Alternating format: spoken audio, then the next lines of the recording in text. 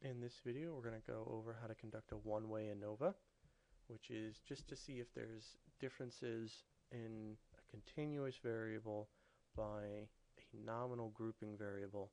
And typically for a one-way ANOVA, you're going to want that grouping variable to have 3 or more groups. If it only has 2 groups, you can just run an independent sample t-test instead.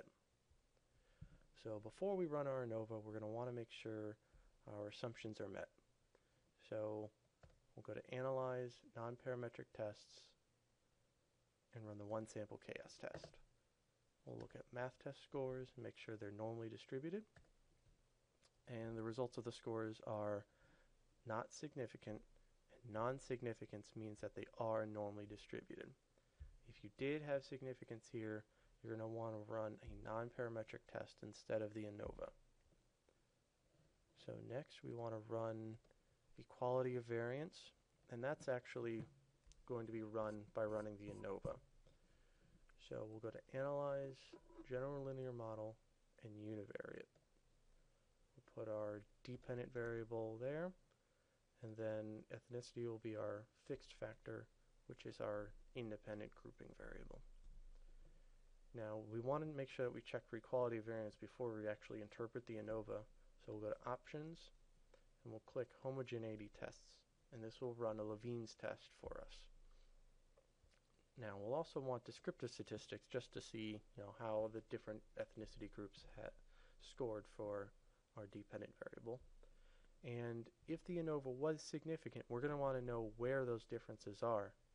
The ANOVA itself is just going to tell us that the groups are different. It's not going to tell us which groups are different from each other.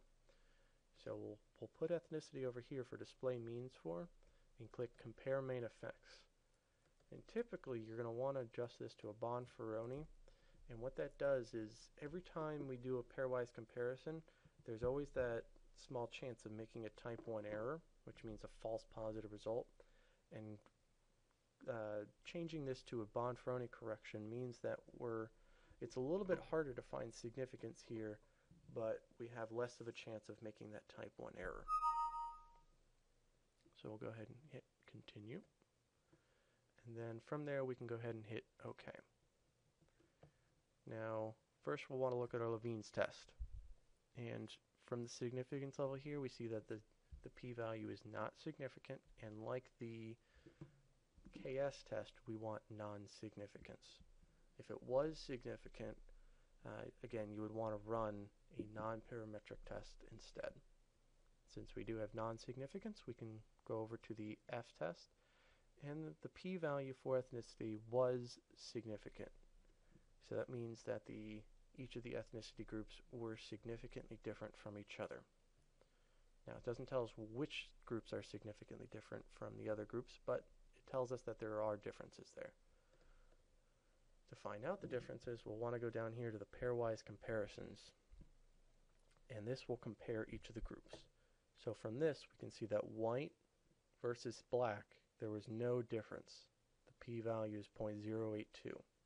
If we compare white versus Hispanic, the p-value is significant, and the mean difference is negative, so that means white had less than Hispanic.